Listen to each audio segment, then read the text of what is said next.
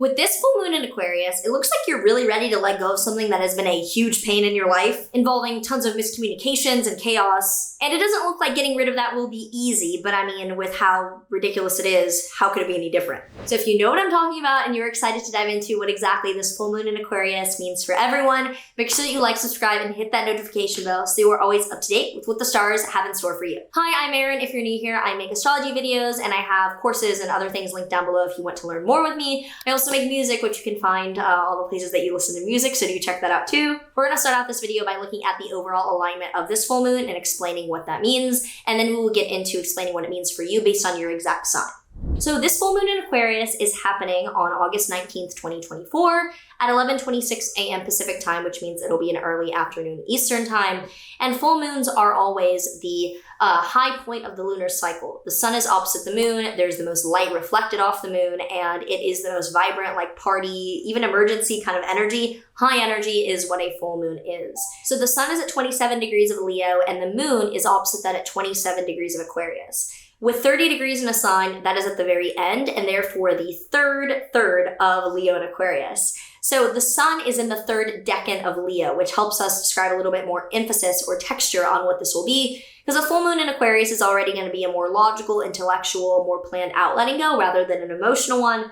But the sun is in the decan ruled by Mars. And this is generally about courage, about pushing through, and about achieving something that requires that last push and uncomfortable call to finish up what you need to. So with the sun there, it's like, okay, the matter at hand is something that's going to require me, like my responsibility, or you, your responsibility, to put forth that final push of uncomfortable energy to get something out of the way. And the moon is at 27 degrees of Aquarius in that last third, that last decan, associated with the Seven of Swords tarot card, which is known as the Lord of Futility. So if I didn't say it before, the third decan of Leo is associated with the Seven of Wands. This one of Aquarius is associated with the Seven of Swords. And this is a card, and this is a part of the sky that's ruled by the moon, and it is associated with just like, get the fuck out and go. There's no point in staying in this situation. You need to like leave the party, go home, leave the situation, pack up your shit and leave. It is a get out of the way kind of thing. So this is pretty clearly showing that the final push requires getting out of the way and exiting this situation because it's not worth it. Clearly something is involving a high amount of miscommunication because the sun is conjunct within like 1 degree Mercury retrograde in Leo. So Mercury retrograde is not that bad necessarily, but it is annoying and it is quite a pain. So the conjunction to the sun shows that it is under the sun's beams. There's a realization, there's clarity of something that has been shrouded, hidden, light about, and you're like, I need to be extra. I need to have my dramatic exit because there's no other way to fucking exit this situation. The real drama of this comes from the exact square to Uranus at 27 degrees of Taurus. So with this T-square, sun, moon, Uranus there in a T-square, Uranus is the planet of chaos and volatility, like max chaos, max volatility. It is trickster, earthquake, electric energy. With it being in an exact square to this full moon, this is max chaos, max volatility, max surprise, max just like wild card energy. So know that the path you're taking is going to come across as crazy volatile to others, and others' reactions to you about your exit are going to seem volatile as well. Everything is volatile about this. Everything's embarrassing, basically. So the ending is going to be shocking, although it does not seem to be conflict-ridden, as Mars is going to be still conjunct Jupiter. Mars and Jupiter together, as I said recently in the last, new moon in Leo and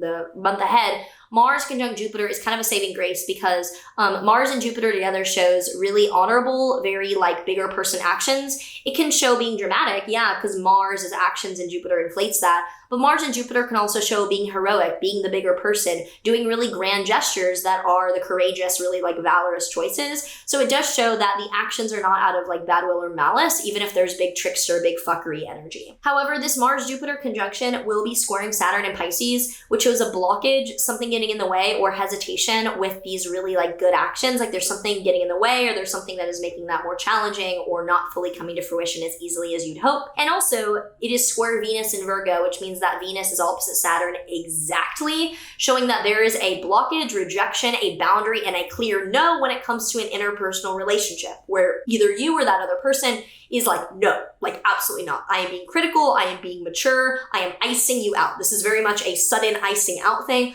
of maybe you're suddenly drawing a boundary after not speaking up, or maybe you are suddenly like raising issue with something after not speaking up and it leads to chaos. So I wouldn't say that this is a bad full moon, but it's definitely not the desired energy of, what I would want, specifically around my birthday. I don't really like this a few days before, but it passes basically before then. It shows, yeah, you are having a dramatic exit, but there's no other way that you could exit that without being dramatic. So if you have any thoughts or feelings about this full moon already, let me know in the comments down below. And now let's get into what it means for you based on your rising sign. So Aries risings, this is in your 11th house of networking and friends. Looks like you were having a dramatic exit from a social situation, maybe a community, maybe a group of friends. For Taurus risings, this is in your 10th house of career. Looks like you were leaving a job, leaving a professional situation, and having a swift, dramatic exit from something at work. For Gemini risings, this is in your 9th house of higher education or travel. You might suddenly be leaving a country that you're traveling to or living in that is not your country of origin, or you could be suddenly leaving or finishing something to do with education. For Cancer risings, this is in your 8th house of finance, investments, sudden losses, and the occult. You could suddenly be selling or paying or getting something back financially that is like you're getting rid of it, you would just want to exit a situation. It could show that you do suddenly lose money if it is in limbo, escrow, or not up to your control. That is something that this could show. It could also show that you are suddenly doing something with magic or the occult that is a little bit like dark or insidious or just like kind of like mean maybe. For Leo risings, this is in your 7th house of committed relationships. This does look like some kind of a sudden breakup, sudden ending, severing of a contract, or getting rid of something because it feels as if it's just time to cut the cord on a serious relationship.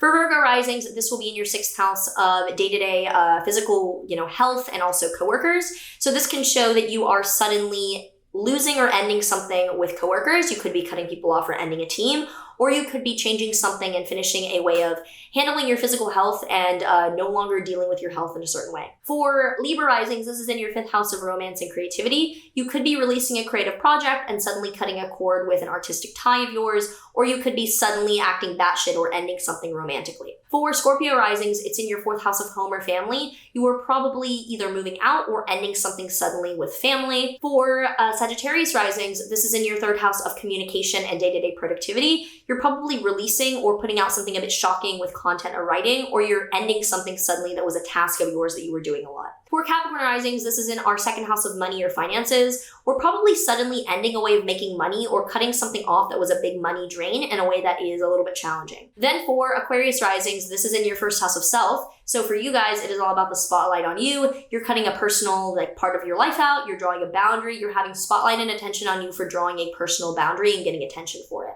And then for Pisces risings, this is in your 12th house of mental health and inner struggle. So you're probably ending something to do with substance abuse, addiction, affliction, or lifestyle that you can no longer tolerate for your mental health. And the tarot card that we have here for this Aquarius full moon is the 6 of Swords reversed. So 6 of Swords up shows a guy alone crossing a river or whatever. This shows do not do this alone. So this is kind of like, do not take the path that is alone and like, oh, I'm just going to go do this. Like, do the cordial teamwork option and stay with your people during this. So I hope that this full moon goes well for you. If you enjoyed this, give me a like and a subscribe if you have not already. So yeah, I'll see you guys in the next one, hopefully, because this looks a little bit challenging but not that bad. And yeah, take care.